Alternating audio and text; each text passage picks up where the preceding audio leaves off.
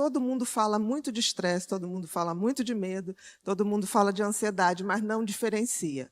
A coisa mais importante, gente, é que a gente saiba que ansiedade, medo e estresse praticamente são a mesma coisa. E a gente vai fazer essas pequenas diferenças. E tem a ver com o mecanismo do nosso cérebro que foi projetado há muito, muito tempo atrás e que já veio de fábrica, já veio no nosso DNA, para nos proteger, para fazer com que a gente sobrevivesse e para fazer com que a gente chegasse até aqui. Certamente, se não houvesse o mecanismo do medo, da ansiedade, do estresse, nós não teríamos sobrevivido para contar a história da nossa espécie e não estaríamos aqui. Com certeza, não estaríamos aqui. Então, estresse. O que é o estresse? O estresse é o mecanismo, são as alterações bioquímicas que acontecem no organismo quando eu presencio, quando eu vivencio uma situação de medo ou de ansiedade.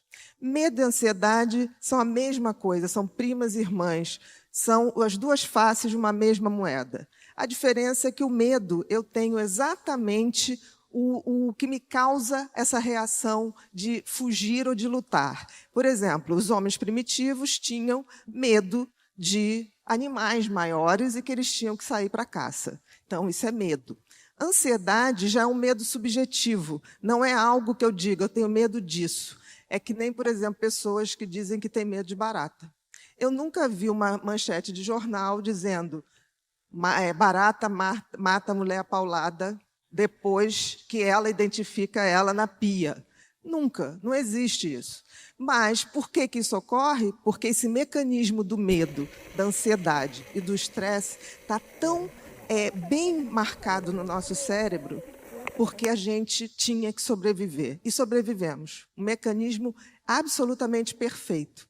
Aí a gente vai perguntar agora, bom, e agora? Quais são os nossos medos? Qual é a nossa ansiedade no mundo moderno? Mudou.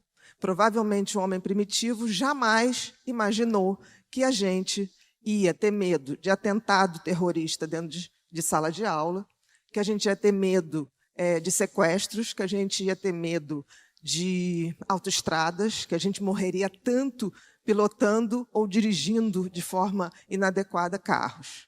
É óbvio que a gente vem evoluindo, mas o cérebro da gente ainda mantém esse circuito de sobrevivência, de alerta de perigo, praticamente igual. E o que mudou, então? Porque vocês vão dizer assim, o homem primitivo, ele precisava caçar, ele precisava arrumar um lugar para se abrigar, ele precisava pegar um animal para pegar a sua pele, para se vestir, ele precisava de muitas coisas. Hoje, praticamente, nós não temos gasto energético em sobrevivermos em termos de comida, em termos de abrigo, em termos de alimentação. Eu nunca vi ninguém no supermercado matar uma galinha, levar para casa para poder preparar. Ela já está lá fatiadinha, né, para que a gente tenha esse conforto.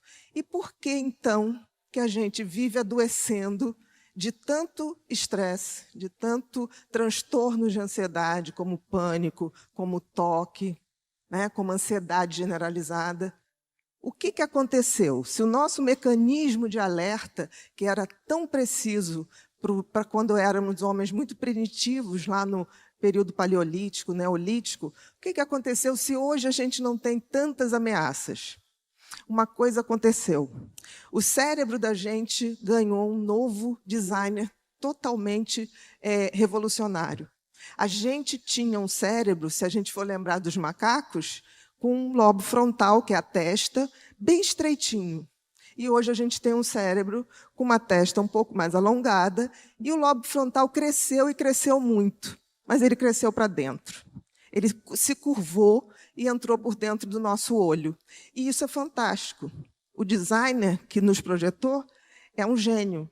Por quê? Porque senão nós estaríamos na rua com cabeças de manga, com o lobo frontal para cima. Esse lobo frontal, gente, é o lobo da inteligência, né? Antes ele era menor, a gente vivia muito mais instintivamente. A gente vivia de ver ou perceber perigos em todo lugar. A gente vivia em função dos nossos sentidos e dos nossos sentimentos. Com a evolução do lobo frontal, nós passamos a viver muito mais do nosso raciocínio, da nossa cognição, da nossa inteligência.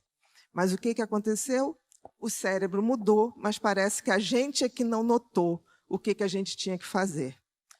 Qual era o sentido da vida para um homem primitivo? Sobreviver.